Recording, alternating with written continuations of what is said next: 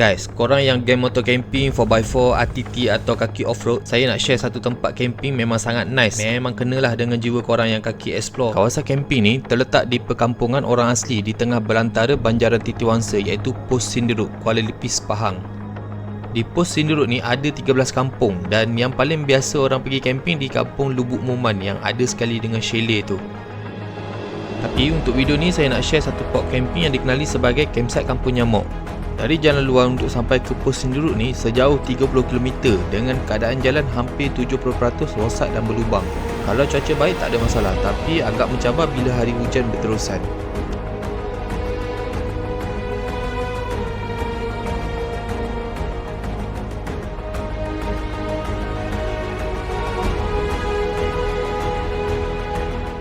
Bang, camping kat sini line okey ke? Alhamdulillah okey, dah ada menara telco yang paling dekat. Fasiliti basic toilet dan sinki ada. Harga camping pula hanya RM20 satu malam. So guys, mana yang nak cuba camping boleh roger Mr. Ben ni, anak Tok Batin sini.